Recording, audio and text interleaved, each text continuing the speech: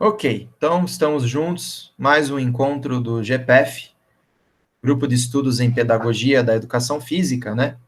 O texto hoje é um texto de um autor bem reconhecido, né? O professor Alfredo Veiga Neto, professor da Universidade Federal do Rio Grande do Sul. Ele é uma autoridade em estudos curriculares, né? Ele é uma autoridade em educação e possui grande reconhecimento também por ser um comentador de trabalhar com os conceitos Foucaultianos. Ele cita, inclusive, no texto. Então, quando o Alfredo Veiga Neto resolve escrever sobre a pandemia, eu penso que é importante a gente ler o que ele tem para falar, né? E também esse texto, o texto se chama, então, Mais uma lição, Sindemia, Covídica e Educação. O texto foi publicado em 2020, né? Pela revista Educação e Realidade de Porto Alegre. Eu acho que é um texto que vem no momento propício para o grupo, porque tem uma linguagem fácil, né? Apesar de ser um comentador de Foucault, ele usa muito pouco os conceitos Foucaultianos, e no momento que ele usa, ele explica, né, de uma maneira bem didática, aquilo que ele está se referindo. Então, não é um texto de aprofundamento filosófico, é um texto que busca compreender com o momento que nós estamos vivendo, com as dificuldades que nós estamos vivenciando, naquilo que o campo da educação pode colaborar no enfrentamento à pandemia, né, da Covid-19. Inclusive, ele propõe um outro nome, não mais pandemia, mas sindemia. Né? Nós vamos ver o porquê. Então, os meus destaques dos textos passam pelo seguinte: a primeira coisa que eu anotei é que toda crise é também uma porta aberta para a criação. Então, de fato, a crise é um momento de problemas, de dificuldades, né? Basta ver aí nós estamos caminhando para 500 mil mortos até o fim do próximo mês. Isso não é pouca coisa, isso é uma tragédia humana muito grande. Né? São vidas que não estão mais presentes, que além de fazer falta para as próprias pessoas que conviviam com essas pessoas, né? Ela ainda é uma tragédia cultural para o Brasil, né? São pessoas que não irão mais produzir poesias, escrever, né, enredo para filme, construir casas, empreender seus negócios, fazer cursos, tá? Então, tudo isso são coisas que vão deixar de acontecer, dado esse contexto. Mas o autor nos lembra também que é um momento possível para mudanças, né? Então, o enfrentamento às dificuldades demanda novas atitudes, novos comportamentos. Logo, é uma oportunidade de mudança. E ele vai propor aqui algumas possibilidades de mudança via educação.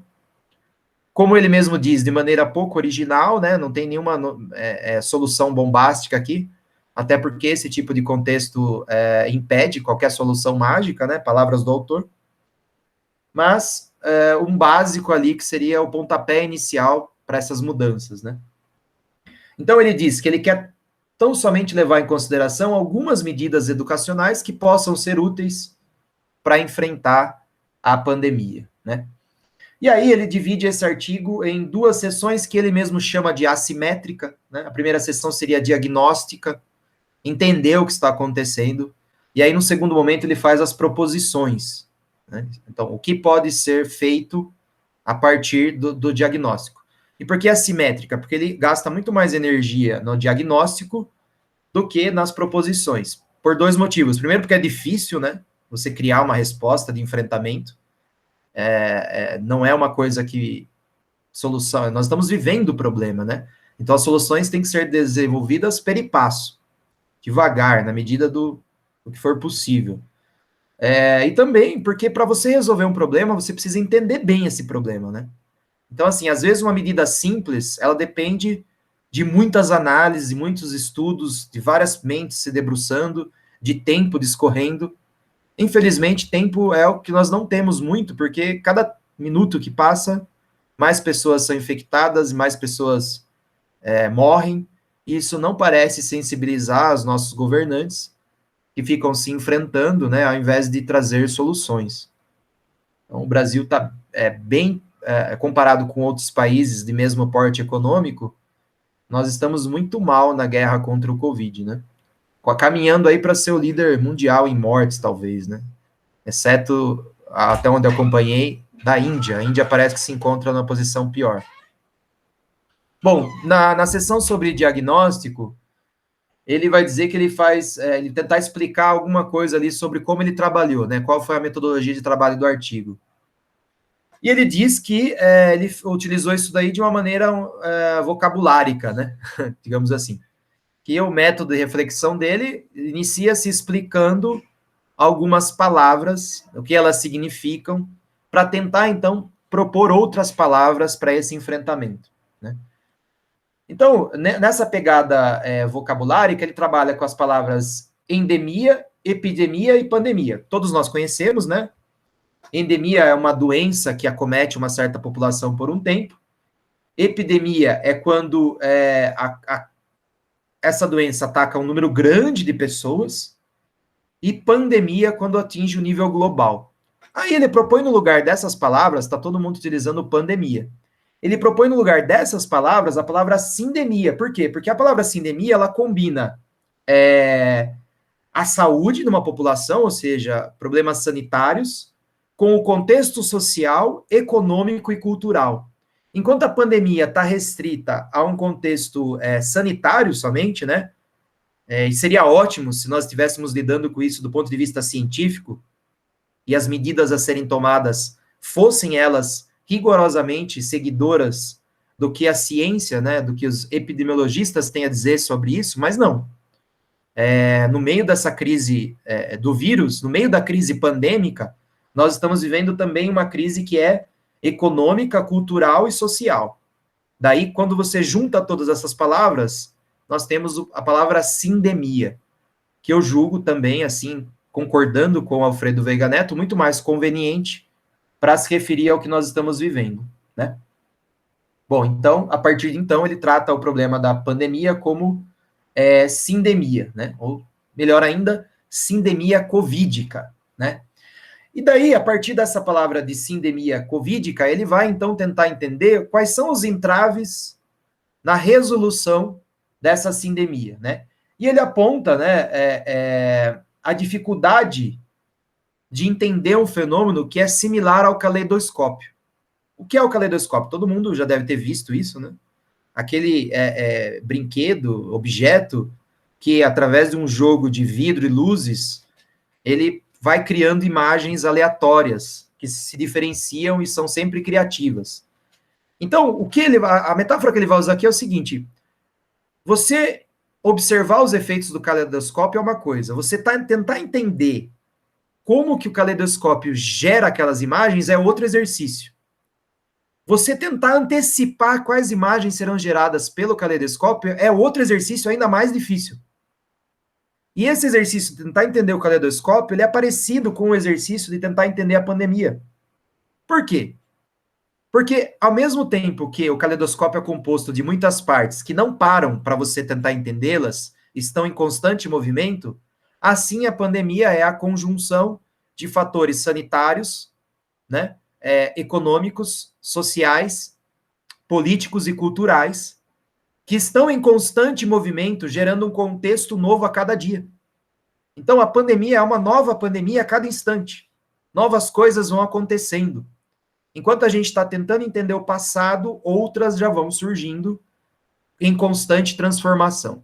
Então, o mesmo exercício de difícil atividade, tentar prever o caleidoscópio, é o exercício de tentar entender o que é essa pandemia. Mas esse exercício ele não pode ser abandonado, porque é o desafio da nossa geração, né? É o desafio que se apresenta aí para nós. Ou seja, o desafio de ver o que não está mesmo lá, né? Mas que se apresenta para nós como se estivesse. Ou seja, a imagem que o caleidoscópio gera, ela não é o que está presente na configuração do caleidoscópio, ela é o resultado final. E muitas pessoas analisam a pandemia só pelo resultado final. Não tem Por exemplo, quando os casos estavam diminuindo no final do ano passado, os cientistas capazes de olhar para frente já estavam prevendo um aumento na curva, né? E uma segunda onda mortífera. Mas a população, baseada no senso comum, não conseguia ver isso. Então, eles acharam que a pandemia já estava passando. Ninguém escutou os especialistas, todo mundo aglomerou no final do ano, e nós batemos 4 mil mortes diários, né, em 2021, tá? Então, é mais ou menos esse o objetivo, né, da metáfora dele, tá? É um exercício cognitivo difícil para tentar entender o que está acontecendo. E aí ele vai citar a Hannah Arendt para dizer que as pessoas burras, elas não conseguem entender esse processo. Por quê? Porque elas pensam por clichês, elas pensam por imagens estáticas, elas pensam porque elas observam hoje, né? Elas não são capazes de entender a complexidade das coisas, então elas generalizam simplificações, né? Desse cenário profundamente complexo. E aí ele cita quais são os grandes obstáculos para superar esse pensamento pouco complexo. Quais são eles, então? O negacionismo, pessoas que negam o conhecimento científico. O terraplanismo, né? Pessoas que acreditam que a Terra é plana, que é uma metáfora, né, gente, para negacionista, né, no nível mais hardcore. O conspiracionismo, pessoas que tentam explicar a realidade por explicações teóricas que encontram na internet, que são sempre megalomaníacas, gigantescas, e tentam explicar tudo de uma maneira maluca, né? Igual as pessoas criam teorias para filmes da Marvel, elas criam teoria, né, para política, para o mundo, e elas acreditam nisso fielmente, né? Ignorando completamente a ciência. O fundamentalismo, né? Pessoas extremamente fundamentalistas, sectárias, ignorantes, enfim, que não aceitam qualquer contestação do que elas acreditam. O anticientificismo, pessoas que combatem o conhecimento científico, tentam envenenar a população contra o conhecimento científico, tentam desacreditar os cientistas, né, apelando para o senso comum da maneira mais vil, né, da maneira mais medonha, mesquinha possível. O tribalismo, pessoas fechadas em tribos, pessoas que se fecham ali na sua bolha, principalmente em tempos de internet. E o refratarismo, que ele vai dizer que são os teimosos, né?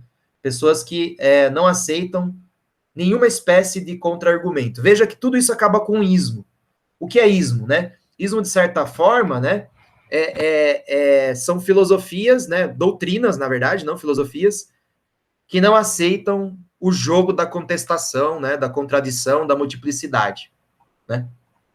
Bom, e aí, para finalizar, ele diz que a melhor forma de superar esse momento, e ele vai dizer que isso não é simples de forma alguma, é apostar numa educação científica, né?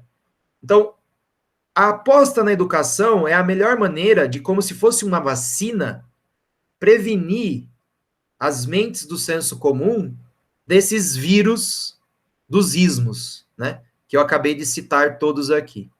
Mas o professor que for trabalhar com iniciação científica, com formação científica, que é o que nós estamos fazendo nesse exato momento, por exemplo, ele tem que tomar cuidado com duas coisas.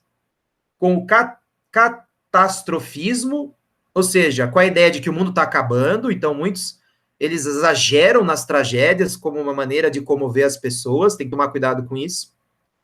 E com o prometeísmo, com essa ideia de que a educação vai resolver todos os problemas como se fosse num passe de mágica, que não vai. É um processo lento, árduo, do qual nós temos que construir um tijolinho. Qual é o meu tijolinho? Se eu conseguir, né, me educar cientificamente, já é um grande avanço. E aí ele cita Foucault para argumentar em cima desse tipo de formação, porque Foucault é o cara que vai estudar a ética do cuidado de si, né?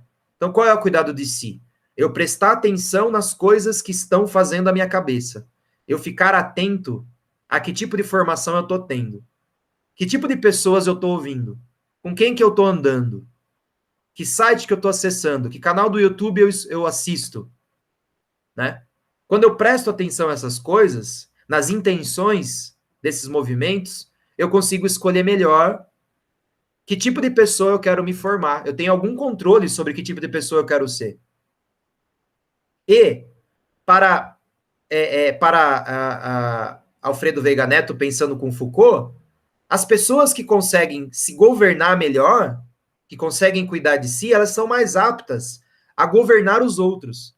Governar os outros aqui não é no sentido de impor o poder aos outros, de obrigar os outros a pensar como você pensa, mas é no sentido de governar com o consentimento, ou seja, mostrar qual é o melhor caminho, apontar, veja, por aqui nós temos condições de caminhar, que é mais ou menos o que um professor faz, né? Um professor expõe essas coisas, dando clareza, trabalhando o pensamento científico, não para que os alunos obedeçam por causa do jogo do poder, mas para que os alunos aceitem esse processo de cuidar de si, para no futuro eles mesmos cuidar de outras pessoas que estarão imersas nesse mesmo processo. Né? Então, é acreditar um pouquinho na ciência humanitária, na ciência, não na ciência como resposta, né, para tudo, que isso seria colocar a ciência como uma nova religião, não. Mas na ciência como uma educação do pensamento, né, que valorize o humano.